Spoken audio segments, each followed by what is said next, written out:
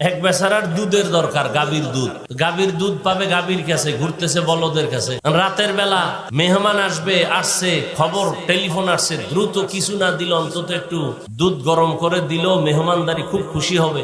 গোয়াল ঘরে গেছে দুধ আনার জন্য বালতি নিয়ে, সেখানে গাভীও আছে বলদও আছে। এখন কোনটা গাভী আর কোনটা বলদ এটা তো আর বোঝা যায় না, অন্ধকার। চেরাগ নিয়ে যায়, বাতাসে নিভে যায়। এখন গাভী আর বলদ নির্ণয় করার জন্য হাত দিছে ওলান কোথায় খোঁজার জন্য।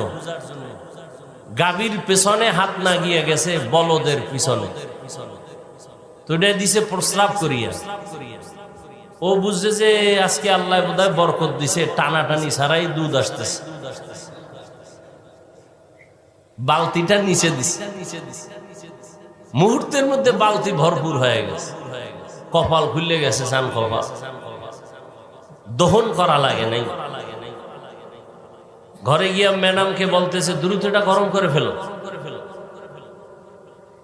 ম্যাডামও চেরাগ জ্বালাইতে পারে না, অন্ধকারে চুলা আগুন দিয়ে দিছে।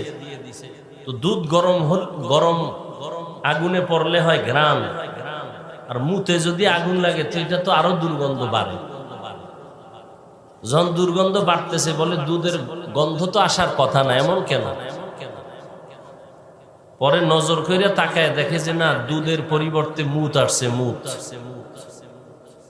হাসবেন না, এই জাতি চায় শান্তি, কিন্তু যেই পথে দৌড়ায় এতে ডেইলি মুহূর্তে মুহূর্তে ঠাডা বইরা মরা দরকার। যেই পথে দৌড়ায়